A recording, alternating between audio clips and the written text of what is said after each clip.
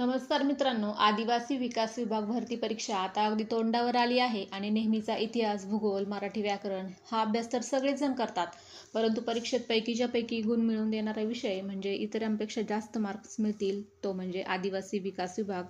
कायदे, योजना, वनहक्क, त्यांची संस्कृती या घटकावरती विचारले जाणारे प्रश्न. तर आजच्या या फास्ट रिव्हिजनमध्ये आपण याच घटकावरचे अत्यंत महत्त्वाचे प्रश्न अगदी कमी वेळेत पाहणार आहोत, जेणे की तुमचा वेळ पण जाणार नाही आणि महत्त्वाचे प्रश्न पण तुम्हाला समजतील. तर हा व्हिडिओ शेवटपर्यंत पहा, जो की तुम्हाला परीक्षेमध्ये उपयोगी येईल असं मला वाटतं. चला सुरुवात करूया वेळ न घालवता. आदिवासी विकास, संस्कृती व कायदे. महाराष्ट्रात एकूण किती अनुसूचित जमाती अधिसूचित आहेत? उत्तर आहे 47. ऑप्शन वगैरे नाही पाहत आपण, फास्ट रिव्हिजन आहे. केंद्र सरकारने महाराष्ट्रातील कोणत्या 3 जमातींना अतिमागत जमात म्हणून घोषित केले आहे? उत्तर आहे कातकरी, माडिया, गोंड आणि कोलम. पेसा कायद्याचे पूर्ण नाव काय आहे? प्रिव्हिजन्स ऑन द पंचायत्स. पुढचा प्रश्न आहे, पेसा कायदा कोणत्या समितीच्या शिफारसीनुसार लागू करण्यात आला? उत्तर आहे भुरिया समिती. पुढचा प्रश्न आहे, ऐतिहासिक वनहक्क कायदा कधी संमत करण्यात आला? उत्तर आहे 2006 मध्ये अंमलबजावणी झाली आहे 2008 पासून. जागतिक आदिवासी दिन दरवर्षी कोणत्या दिवशी साजरा केला जातो? उत्तर आहे 9 ऑगस्ट. भगवान बिरसा मुंडा यांच्या जयंतीनिमित्त 15 नोव्हेंबर हा दिवस देशामध्ये कोणता दिवस म्हणून साजरा केला जातो? उत्तर आहे जनजातीय गौरव दिवस. महाराष्ट्रातील कोणत्या जिल्ह्याला आदिवासींचा जिल्हा म्हणून ओळखले जाते? उत्तर आहे नंदुरबार. तारपा हे पारंपरिक वाद्य प्रामुख्याने कोणत्या आदिवासी जमातीमध्ये वाजवले जाते? उत्तर आहे वारली जमात. वारली चित्रकला आंतरराष्ट्रीय स्तरावर पोहोचवण्याचे श्रेय कोणत्या प्रसिद्ध कलाकाराला जाते? उत्तर आहे जिव्या सोमा म्हसे. माडिया गोंड या जमातीचे प्रसिद्ध पारंपरिक नृत्य कोणते आहे? उत्तर आहे रेला नृत्य किंवा ढोल नृत्य. आदिवासी मुलांसाठी केंद्रीय पातळीवर चालवल्या जाणाऱ्या निवासी शाळांना काय म्हणतात? तर उत्तर आहे एकलव्य मॉडेल रेसिडेन्शियल स्कूल. आदिवासी विभागातील लोकांसाठी घरकुल बांधून देणारी महाराष्ट्र शासनाची विशेष योजना कोणती? उत्तर आहे शबरी आदिवासी घरकुल योजना. आदिवासी भागात पावसाळ्यात उद्भवणाऱ्या टंचाईवर मात करण्यासाठी कोणती विशेष अनुदान योजना राबवली जाते? तर उत्तर आहे खावटी अनुदान योजना. आदिवासी पाड्यांचा विकास करण्यासाठी महाराष्ट्र शासनाने कोणती योजना सुरू केली आहे? तर उत्तर आहे ठक्कर बाप्पा आदिवासी वस्ती सुधारणा योजना. पुढचा प्रश्न आहे, इतिहास आणि क्रांतिकारक या घटकांवरती आदिवासींचे जननायक किंवा क्रांतीसूर्य म्हणून कोणाला ओळखले जाते? तर उत्तर आहे भगवान बिरसा मुंडा.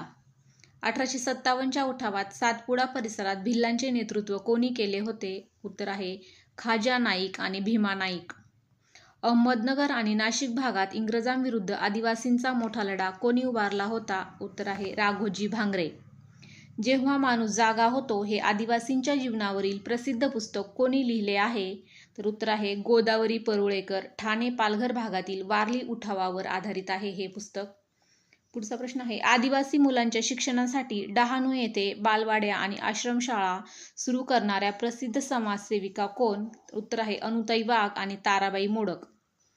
गडचिरोली जिल्ह्यातील आदिवासींच्या आरोग्यासाठी शोध संस्थेमार्फत काम करणारे डॉक्टर दाम्पत्य कोण? तर उत्तर आहे डॉक्टर अभय बंग आणि त्यांच्या पत्नी डॉक्टर राणी बंग.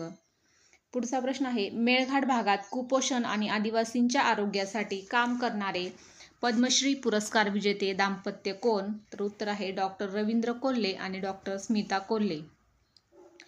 महाराष्ट्रातील कोळी बांधवांनी इंग्रजांविरुद्ध केलेल्या उठावाचे नेतृत्व कोणी केले होते? उत्तर आहे उमाजी नाईक.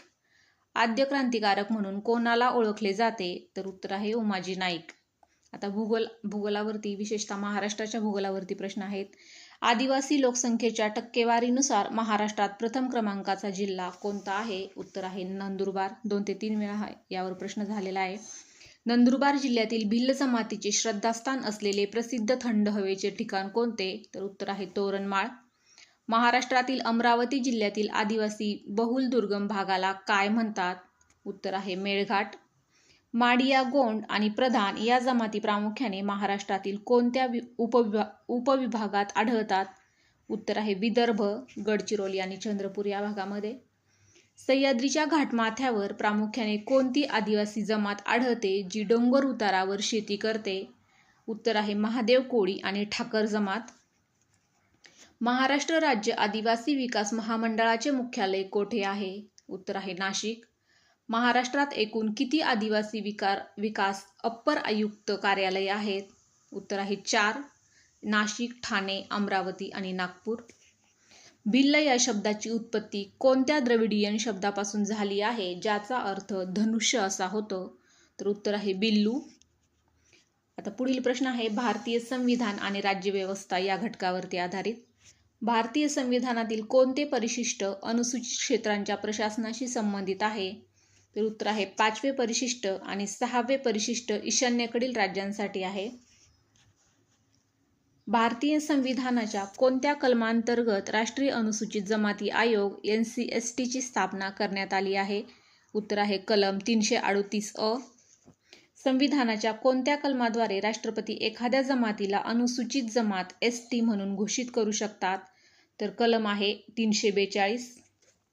भारतीय संविधानातील कलम 46 चा मुख्य उद्देश काय आहे? उत्तर आहे अनुसूचित जाती SC आणि अनुसूचित जमाती ST इतर दुर्लभ घटकांच्या शैक्षणिक व आर्थिक हितांचे जतन करणे. पेसा कायद्याअंतर्गत गावातील नैसर्गिक संसाधनांचे रक्षण करण्याचे अंतिम अधिकार कोणाला देण्यात आले आहेत? उत्तर आहे ग्रामसभेला. सध्या भारताच्या राष्ट्रपती असणाऱ्या द्रौपदी मुर्मू यांनी कोणत्या आदिवासी जमातीमधील आहेत? तर उत्तर आहे संथाळ जमात. पुढचे प्रश्न आहेत सामान्य विज्ञान, आरोग्य आणि चालू घडामोडी या घटकांवर आधारित.